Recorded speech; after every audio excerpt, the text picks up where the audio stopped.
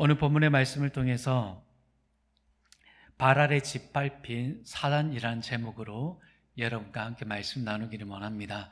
오늘 말씀을 통해서 여러분, 우리 모두가 사단을 짓밟는 하나님의 권세 있는 자가 되시기를 축복합니다.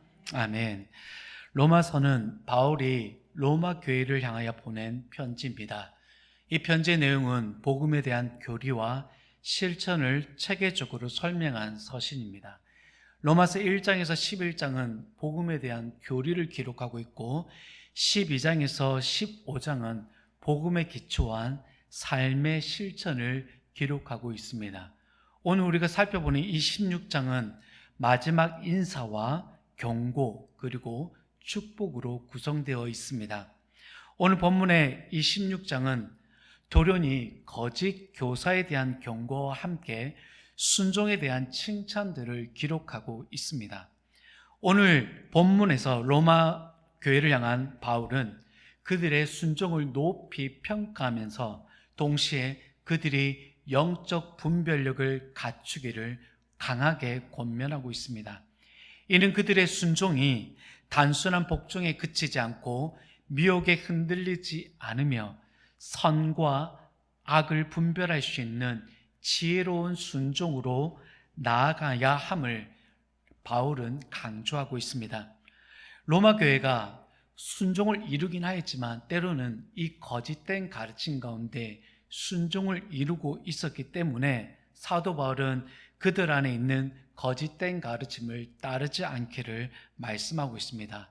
그들 안에 거짓된 가르침은 두 부류로 요약할 수가 있습니다. 첫째는 율법주의와 영지주의입니다. 율법주의는 율법을 지키는 행위가 의를 얻는 근거라고 여기는 사상입니다. 이를 로마 교회 성도들이 유대인들이 즐기고 지키는 모세 율법과 할례 그리고 절기와 음식 규례들을 지키면서 이것이 구원의 조건처럼 지켰던 것입니다. 그래서 사도 바울이 로마서를 통해서 강조한 것이 무엇이었습니까? 믿음으로 의롭다 함을 우리에게 강조하고 율법으로는 결코 의롭다 함을 얻지 못한다는 것을 강조했던 것입니다. 영지주의는 물질 세계는 악하고 영적인 지식, 즉 그노시스를 통해서만 구원을 얻는다라는 사상입니다. 이는 예수님의 인생을 부정합니다. 그리고 신앙의 실제 삶보다는 비밀스러운 지식이나 계시 체험들을 중시하는 사상이죠. 오늘날에는 이 두 사상들이 잘 분별되어집니다. 하지만 이 두 사상이 조금 더 업그레이드 되어서 우리를 현혹시키고 있습니다. 율법주의는 구원의 조건은 아닌 것은 분명하지만 교회 안에서는 주일 예배를 잘 지키고 봉사를 열심히 하면 그것을 스스로 만족해하면서 나는 축복받을 자격이 있다라고 생각하는 거예요. 그러면서 자신도 모르게 자기의 의로움을 쌓아가고 있는 것입니다. 이런 분들은 신앙생활이 잘 풀릴 때는 괜찮아요. 그런데 삶의 어려움과 고난이 찾아오게 되면 내가 예배를 덜 드려서 그러는 것인가? 아니면 봉사를 덜 해서 그런가? 라고 하며 다시 율법주의로 돌아가는 경향들이 있습니다. 그런데 문제는 이런 율법주의적 분위기를 반대로 해석하는 것입니다. 아예 예배나 헌금, 절제 있는 신앙생활에 대해서 무관심해지는 성도들이 점점 늘어나고 있습니다. 나는 율법주의로는 안 살아. 자유로운 신앙이 좋아라고 하면서 신앙의 본질적인 열매 없이 그냥 게으르고 태만하게 살아갑니다. 그리고는 마음속으로는 어려움이 생기면 그때 기도하면 되지라는 식으로 신앙생활을 이어갑니다. 이렇게 한쪽은 열심 속에 자기 의에 빠지고 있고 다른 쪽은 자유라는 이름으로 태만을 정당화하면서 복음의 중심에서 멀어지는 모습을 교회 안에서 간혹 보여지고 있습니다. 영지주의는 어떻습니까? 사람이 하나님을 믿고 순종해서 구원받는 게 아니라 자기가 뭔가 특별한 지식을 깨닫고 느끼면 구원을 받는다라고 생각하는 것입니다. 쉽게 말하면 자기 안에서 나오는 깨달음이나 지혜만으로 구원에 이를 수 있다라는 것이죠. 이런 생각을 가진 사람들은 하나님의 말씀에 순종하거나 교회 공동체 안에서의 가르침들을 별로 중요하게 여기지 않습니다. 대신에 자기 체험이나 자기만의 지식을 더 중요하게 생각하게 되죠. 오늘날에도 이런 모습이 보여집니다. 기도나 말씀 묵상은 강조하면서도 정작 가정이나 일터에서의 책임감은 무너지고 있고, 영적인 것만 중요하다고 하면서 현실적인 삶과 신앙을 분리해 버리는 사람들이 나타나고 있습니다. 이게 바로 현대주의적 영지주의의 모습에서 나타나는 현상입니다. 이런 가르침들이 로마 교회에 계속해서 침투해 들어오고 있었습니다. 여러분, 처음에는 분별이 잘 되어질 수 있습니다. 하지만 점차 이 가르침이 들어오면서 그 경계선을 허물어 버리고 거짓된 교훈을 받아들이게 되었습니다. 그리고 그 거짓 교훈에 순종을 이루게 되어버린 것이죠. 로마서 16장 17절 말씀을 함께 읽겠습니다. 형제들아, 내가 너희를 권하노니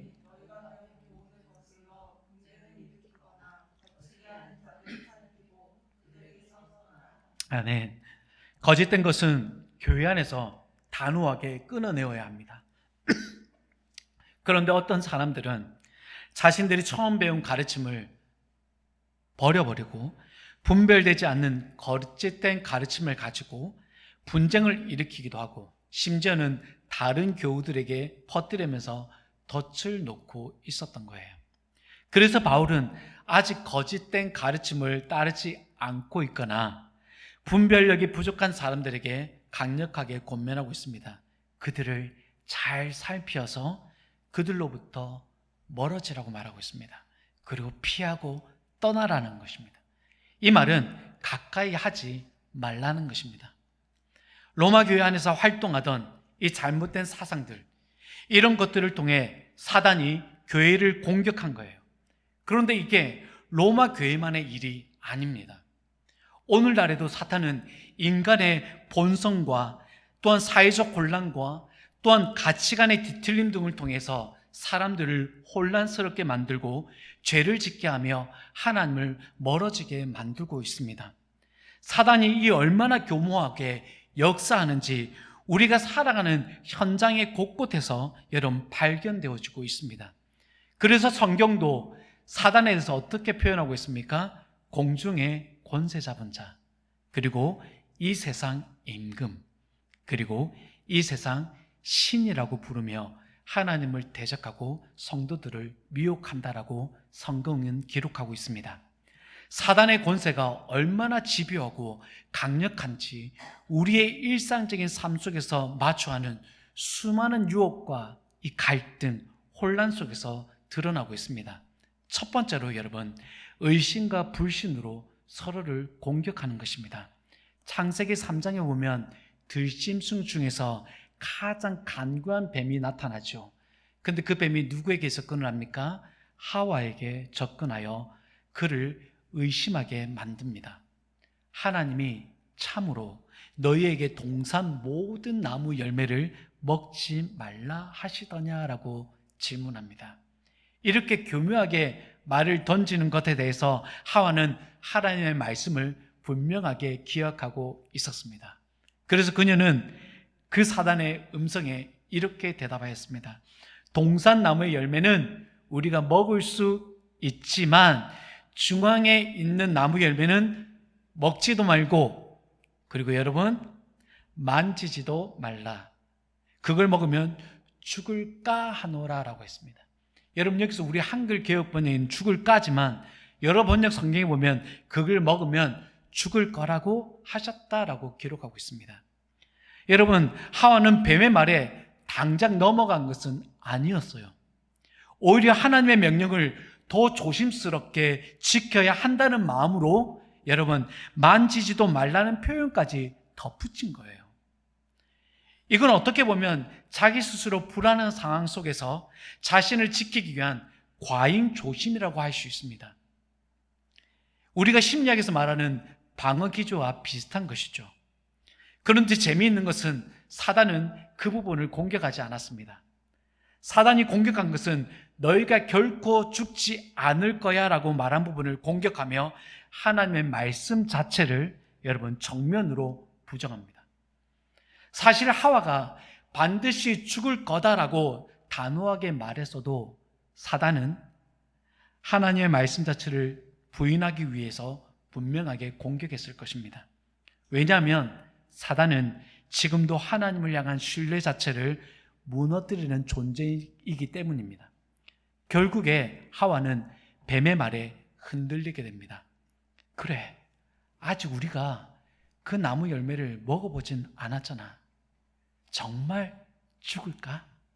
아닐 수도 있지 않나라는 여기 마음 가운데 하나의 의구심이 생겨난 거예요. 이 장면을 보면 이런 상황이 여러분 떠오르지 않습니까? 부모가 어린 아이들에게, 어린 자녀들에게 높은 데 올라가면 위험하다고, 다칠 수 있다라고 말합니다. 하지만 아이들은 자기가 해보기 전에 그게 얼마나 위험한지 모르는 것이죠. 결국 아이는 부모의 마음을 거절하고 기어이 그 높은 곳을 기어서 올라갑니다. 잠깐은 뿌듯하고 성취감은 느낄 수 있었습니다. 하지만 곧 발을 헛디뎌서 바닥으로 쿵 하고 떨어지게 되죠. 그 순간 아이는 얼마나 놀라고 아프겠습니까? 무섭고 아픈 마음에 집이 떠나가라 울게 됩니다. 하와도 여러분 비슷했을 거예요. 경험해보진 않은 이 경고로 아무리 들어도 실감이 안 나고 와닿지 않아요. 누군가 다가와서 괜찮다고, 그렇게까지는 안 돼라고 말하면 마음 한편에서는 이미 알고 있던 진리조차도 여러분 우리 모두 의심하게 될 수 있습니다. 하지만 그렇다고 해서 하와의 행동을 우리가 여러분 변호할 수 없고 변명할 수는 없습니다. 그녀는 분명히 먹으면 반드시 죽는다라는 하나님의 말씀에 여러분 불순종하였습니다. 그리고 하나님의 말씀을 의심함으로 그분의 성품과 그분의 의도를 여러분 왜곡해 버렸습니다. 오늘날에도 마찬가지입니다. 사단은 우리에게 경험해 보지 않은 일들에 대해서 우리로 불안하게 하고 의심하게 만들고 다른 사람들의 말에 흔들리도록 우리를 유혹합니다. 그리고 그 유혹 안에는 틀림없이 저와 여러분 안에 있는 하나님의 말씀을 여러분 의심하게 만들고 불신하도록 합니다. 말씀을 의심하는 순간 여러분 사단은 그 틈을 절대 놓치지 않고 여러분을 짓밟아 놓습니다. 둘째는 여러분 시험과 유혹입니다. 마태복음 4장에서 보면 예수님이 광야에 이끌려서 사단에게 시험을 받는 장면이 나오죠.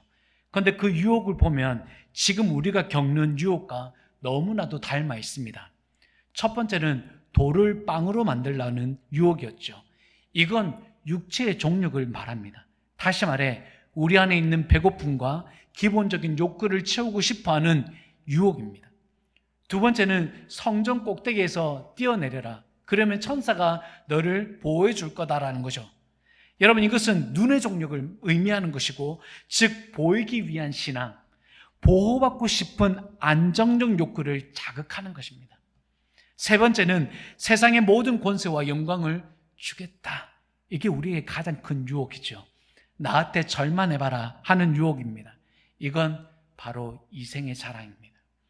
명예와 성공, 남들보다 조금 더 높아지고 싶어하는 이 유혹은 여러분 세상의 어느 사람에게도 쉽게 무너질 수 있는 유혹입니다.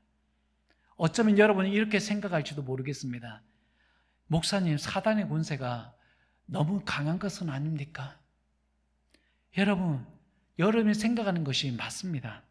이 세 가지 유혹들은 우리가 이 땅에서 살아가는 한 결코 쉽게 떨쳐버릴 수 있는 유혹이 아닙니다. 오늘도 그리고 여러분 앞으로도 우리가 가장 자주 마주하게 될 유혹이 바로 이 세 가지 유혹입니다.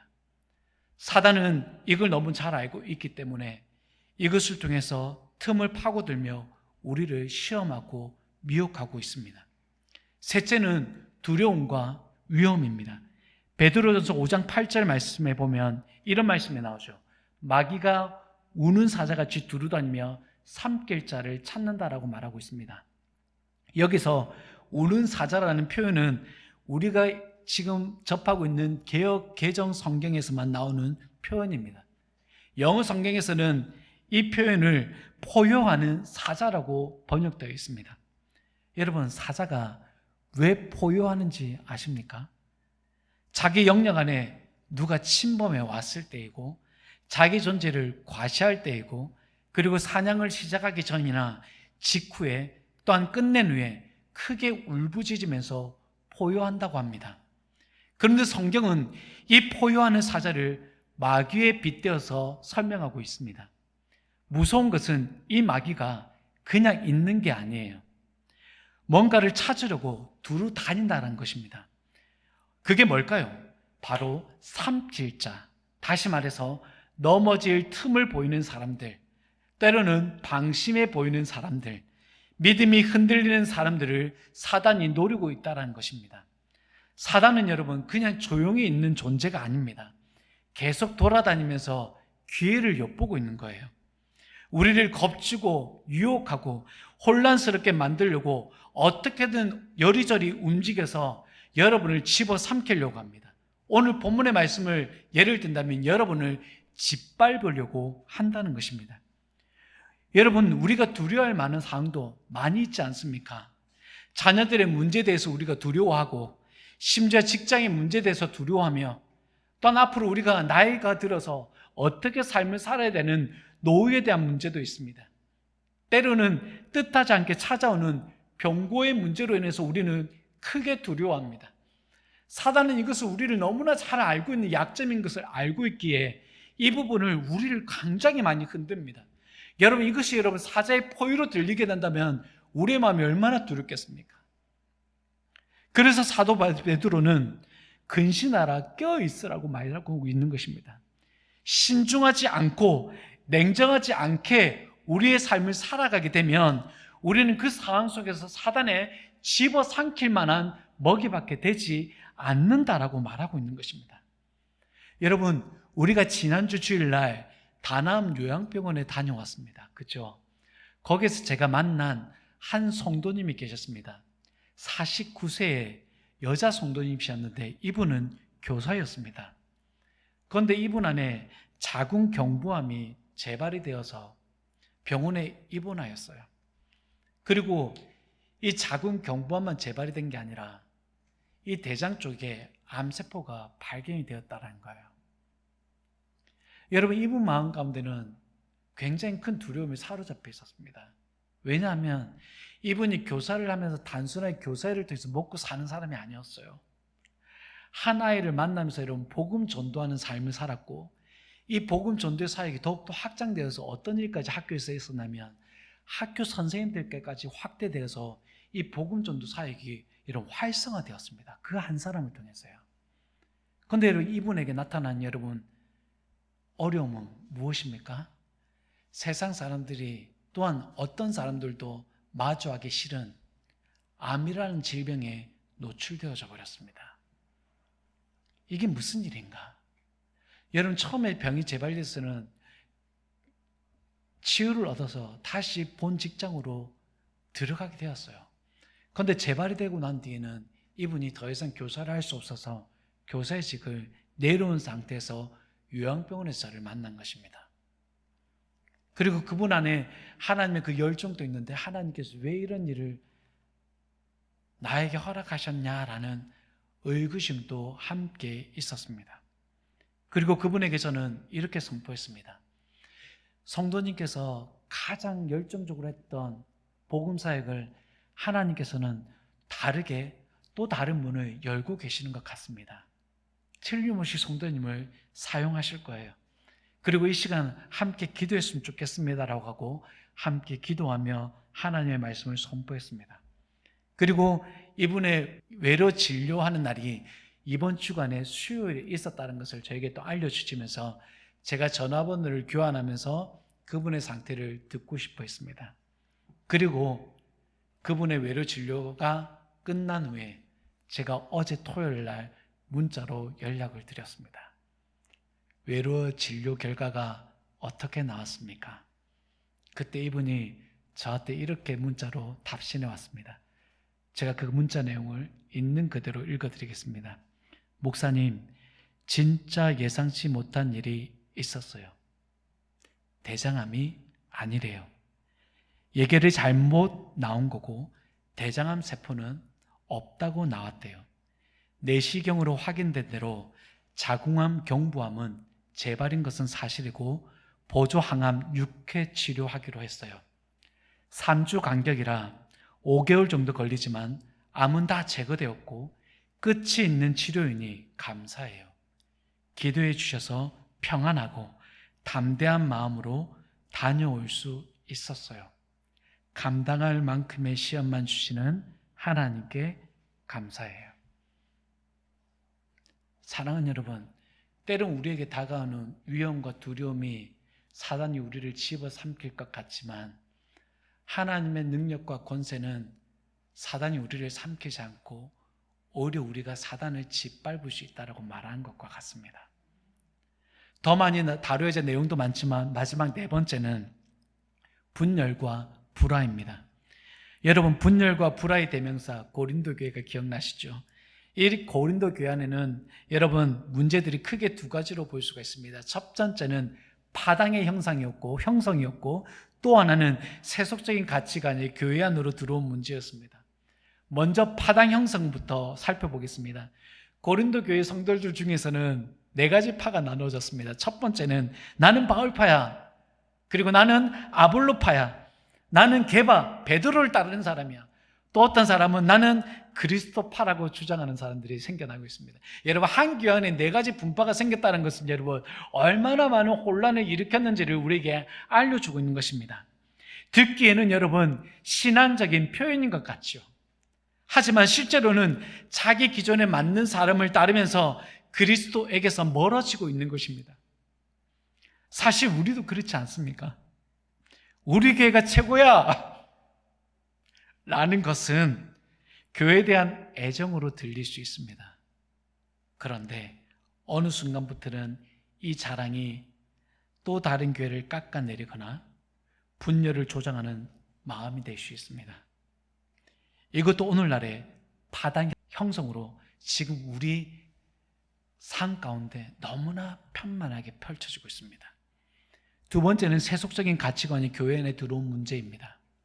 당시 헬라 사회는 철학과 수사학, 그리고 말 잘하고 지식 많은 사람이 높이 평가를 받았던 시대입니다. 그것이 자연스럽게 교회 안으로 들어오면서 사람들이 말씀보다는 지식과 명예, 능력 있는 사람, 그런 것으로 따지기 시작한 것입니다. 이런 가치관은 결국에는 영적 교만으로 이어졌고 서로 비교하고 경쟁하면서 실질적인 복음의 본질인 십자가의 은혜와 겸손을 흐리게 만들어 버렸습니다. 사랑하는 여러분, 사단의 권세가 얼마나 강력하게 우리의 삶 가운데서 영향을 미치는지 이 네 가지 이유만으로도 우리의 삶이 얼마나 편만하게 이루어지고 있는지 여러분 확인하였을 것입니다. 마치 사단이 우리의 임금이 되어서 우리를 다스리고 있는 것처럼 보이지 않으십니까? 그런데 이러한 현상들에 대해서 여러분 참 가슴 아픈 것은 그 누구도 가슴 아파하고 울부짖지 않는다는 것입니다.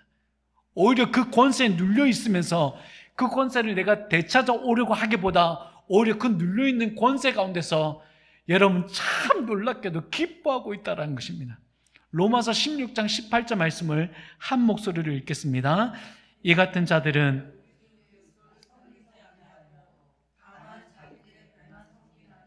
교활한 말과 아첨하는 말로 순진한 자들의 미움을 미혹하느니라. 여러분, 한 구절의 말씀 안에서도 얼마나 분명하게 우리에게 알려주고 있습니까? 요즘 세상도 그렇습니다. 자기 배만 채우면 돼요. 자기 안위만 챙기면서 그게 마치 당연하다라고 여기면서 신앙생활하는 사람들이 점점 많아지고 있습니다. 문제는 그런 사람들이 하나님 앞에 너무 당당하게 말하고 있고 더 많은 사람들을 미워하고 있다는 거예요. 바울은 이런 상황을 분명하게 경고했습니다. 진리를 따르기보다 편안한 길을 택했고 성김보다는 지배하려 하고 십자가보다는 자기의 영광을 선택한다고요. 가끔은 이런 현실 속에서 우리가 사단을 짓밟고 있다고 고백하기보다는 오히려 우리가 사단의 발 아래 짓밟히고 있다는 느낌이 들게 됩니다. 왜냐하면 믿음을 지키고자 애쓰는 사람들이 지금은 조롱받고 있고 타협하지 않으려는 이들이 손가락질을 받고 있는 시대이니까 그렇습니다. 사단이 십자가를 바라보게 될 때 그저 실패하고 짓밟힌 한 사람처럼 보였을지도 모릅니다. 예수님도 마치 땅에 떨어진 장미꽃처럼 피를 흘리고 계셨습니다. 누구도 그분을 향하여 왕이나 구원자로 보지 않았었죠. 그런데 바로 그 짓밟힌 장미, 그 찢긴 꽃잎에서 흘러나오는 피의 향기가 지금 오늘 여러분 살아가는 우리 모두에게 생명이 되었습니다. 사단은 승리했다고 웃었습니다. 하지만 십자가는 하나님의 승리였고 짓밟히면 오히려 하나님의 방식의 반전이었습니다. 오늘 우리도 여러분 마찬가지입니다. 세상 한복판 속에서 믿음을 지키는 것 때문에 손해보기도 하고 사람들에게 무시당하기도 합니다. 하지만 우리가 기억해야 합니다. 로마서 16장 20절의 말씀처럼 평강의 하나님께서 속히 사단을 너희 발 아래에서 상하게 하시리라. 우리 주 예수의 은혜가 너희에게 있을지어다. 여러분 이 말씀 한 번 더 한 목소리로 읽어볼까요? 시작. 평강의 하나님께서 속히 사단을 너희 발 아래에서 상하게 하시리라. 우리 주 예수의 은혜가 너희에게 있을지어다. 아멘. 여러분 이미 선포된 것은 우리 가운데 이루어진 줄 믿습니다. 의심하지 않을 수 있으십니까? 그래요 여러분, 말씀을 맺겠습니다. 하나님께서 우리에게 주신 권세는, 다시 말씀드리겠습니다, 하나님께서 저와 여러분에게 주신 권세는 사단의 발 아래가 아니라 우리의 발 아래에 사단이 놓여지게 됩니다. 우리에게 주시는 지혜의 영, 우리에게 주시는 이 계시의 영이 우리로 선한 데는 지혜롭고 악한 데는 미련하게 하는 능력이 있습니다. 사단이 행사하는 영향력이 크다 해도 그 영향력을 밟고 일어서는 주님의 권세가 있는 저와 여러분이 되시기를 주님의 이름으로 축원합니다. 아멘.